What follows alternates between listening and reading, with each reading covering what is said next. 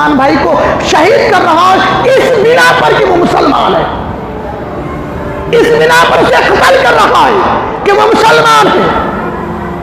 اور اللہ کے حبیب فرماتے ہیں جہاد کرنا ہے نا تو حدیث پاک سنیے، اللہ کے حبیب فرماتے ہیں ان افضل الجہاد کلمۃ الحق عند سلطان الجابر، سب سے بڑا جہاد ہے کہ تمہارے اوپر ظالم حکمران ہو، تمہارے اوپر ظالم حکومت ہو، تم ان کی آنکھوں میں آنکھیں ڈال کر حق بات کرو، یہ سب سے بڑا جہاد ہے۔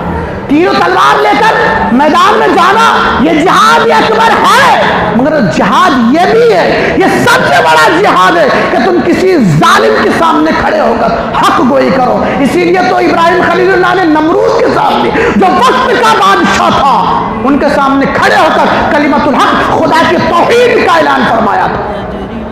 اور آج ہمارا حال کیا ہے؟ نظام الدین اولیاء رحمۃ اللہ تعالی علیہ پر ہم دیوالی کے چراغاں کر رہے ہیں، معاذ اللہ رب العالمین۔ یہ ہم مسلمان ہو گئے، یہ مزار، یہ اولیاء اللہ کی آستانے، یہ خانقاہیں، یہ چراغاں کرنے کے لیے ہے۔ ہم اپنا تہوار، اپنے فیسٹیول، اپنی عیدوں کو اس طرح سے نہیں مناتے۔ مسلمان اتنے بد کردار ہو گئے کہ ہم اپنا فیسٹیول، اپنی عید اپنے اس طرح سے نہیں مناتے جتنے ہم اغیاروں کے تہواروں کو مناتے۔ کتنے مسلمان تھے کل جو پٹاخے پھوڑ رہے تھے، معاذ اللہ رب العالمین، اللہ ہماری حفاظت فرمائے۔ ایمان و عقیدے کی مسجد میں بیٹھا تھا، ایسا لگ رہا تھا کہ مسجد گونج اٹھے گی، مسجد ٹوٹ کے گر جائے گی، اتنے دھماکے ہو رہے۔ یہ مسلمان ہے؟ پھر اپنے کو مسلمان کہتے ہیں تو اپنا نام کافر رکھ لو۔ تمہیں عید میلاد النبی کے جھنڈیوں پہ تمہیں اعتراض ہوتی ہے، اور یہی کم نخت لوگ کل یہ ان کی دیوالیوں کے مبارکباد پیش کر رہے تھے۔ یہ کون سا مسلمان ہے؟ ہمیں بھی تو سمجھاؤ، ہم نے بھی تو دین پڑھا ہے، ہم نے بھی دین پڑھا ہے، ہم نے بھی قرآن کی تلاوت کی ہے، ہم نے پڑھی ہے، ہم نے بھی احادیث پڑھی ہے۔ بتاؤ تو صحیح، تم نے کون سا دین لے کر آ گئے کہ کافروں کے تہواروں میں تم خوشیاں مناؤ اور نبی کے میلاد میں تم دلیلیں مانگو؟ شرم آنی چاہیے۔ اور تمہیں تو کرنا یہ چاہیے تھا، نظام الدین اولیاء آستانے کے سجادہ نشین کو کرنا یہ چاہیے تھا کہ ان کفاروں کو دعوت توحید دیتے، ان کو دین کی دعوت دیتے، مگر ان کے نام پہ ان کے ساتھ ہم کہتے ہم سیکولر ہیں۔ قرآن میں بتاؤ سیکولر کون سا ہے؟ بڑے بڑے حدیث کے ماننے والے ہو، تم تو دلیلیں پوچھتی ہو میلاد النبی پہ، تو بتاؤ دیوالی منانا تم نے احادیث سے نکالا یا قرآن سے نکالا؟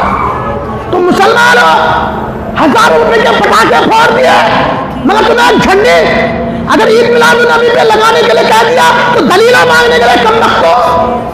یہ مسلمان ہے اور دعویٰ کرتے ہم نبی کے غلام ہیں۔ یہ کون سی غلامی ہے؟ ذرا بتاؤ تو صحیح، کون سی غلامی ہے یہ؟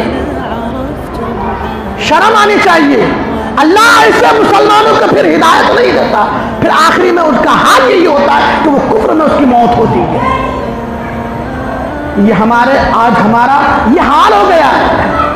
ہم یہاں پہ دیے جلاتے رہے نظام الدین پر، تیروپورا پر اس کمبختوں نے ہمارے مسجدیں جلا دی۔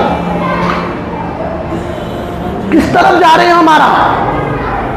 تریپورا میں انہوں نے مسجدیں جلائی، تم یہاں محبت کا پیغام دیتے رہے نظام الدین پر، اور ہم تریپورا پر ہمارے مسلمانوں کو شہید کیا گیا۔ یہ ہمارا کردار ہو گیا۔ ہم بات کرنے لگے تو پھر کہتے ہیں کہ یہ فلانی بات ہے، فلانی بات ہے۔ اگر یہ بات ہے ہم نہیں بتائیں گے تو پھر قوم کو کون سمجھانے آئے گا؟ خدا تو زمین پہ آنے والا نہیں، خدا اپنے بندے کو پکڑ کے سمجھانے والا تو نہیں، یہ تو سمجھائیں گے علماء ہی نا۔ تو یہ علماء کا کام ہے، مگر یہ ہمارے بڑی ذمہ داری کے ساتھ عرض کر رہا ہوں، ہمارے علماء بھی نا آج کل حق چھپانے لگے، حق بیانی نہیں کرتے۔ یہ لوگ بھی پیسے کے مرید بن گئے ہیں، یہ لوگ بھی دولت کے خوگر بن گئے، یہ لوگ جتنے بھی پیر مشائخ بنے بیٹھے ہیں، ہم ان کے قدم چومنے کے لیے تیار، ان کا سر، ان کا پیر ہمارے سروں پر مگر کبھی نبی کی عظمت پہ تو بات تو کر لو، کبھی مسلمانوں پر ظلم ہو رہے ان پہ بات تو کر لو۔ یہ سلمان اظہری، اللہ ان کو جنت نصیب کرے، اللہ ان کے حیات دراز کرے۔ یہ بندہ اگر کبھی بھی بولتا ہے نا تو اپنے مسلمانوں کی فلاح بہبود کے لیے ہمیشہ سب سے پہلے آواز اٹھاتا ہے۔ قمر عثمان غنی عالم دین ہیں، وقت کے ناموں سے رسالت کے پہرے دار ہیں۔ ہمارے علماء جو علماء ہمارے تریپورہ گئے وہاں کے حالات کا جائزہ لینے کے لیے، ان تمام علماء کو، عالم دین کو جیلوں میں بند کر دیا گیا اور ان کی درخواست کو، ان کے بیل کو بھی خارج کر دیا گیا۔ اب ان کی نفرت کو دیکھو، ان کی نفرت کس حد تک پہنچ چکی ہے، اور ہم ان سے محبت کا، ان کی دیوالیوں پہ، ان کے پٹاخوں پہ ہم ان کا ساتھ دیتے نظر آ رہے ہیں۔ یاد رکھو اللہ کے حبیب نے فرمایا کہ آج تم جن سے محبت کرتے ہو نا، کل قیامت کے دن اسی کے ساتھ اٹھائے جاؤ گے۔ اگر تمہیں کفر سے محبت ہے تو پھر قیامت کے دن انہی کافروں کے ساتھ اٹھائے جاؤ گے۔ اگر تمہیں نبی سے محبت ہے تو پھر نبی کے غلاموں جیسا کام بھی کرو۔ ڈیموکریسی ہے، یہاں پہ جمہوریت ہے، اس کا مطلب یہ نہیں کہ اپنا مذہب چھوڑ کے دوسرے کے مذہب کو اپناؤ۔ تو پھر کافری کیا ہے؟ تم مسلمان بھی ہو، مسجد میں نماز بھی پڑھتے ہو اور ان کے مندر میں بھی جاتے، تو وہ کہتے ہیں کہ عشق قاتل سے مقتول سے ہمدردی بھی، بتا قیامت میں کس سے محبت کا جزا مانگے گا؟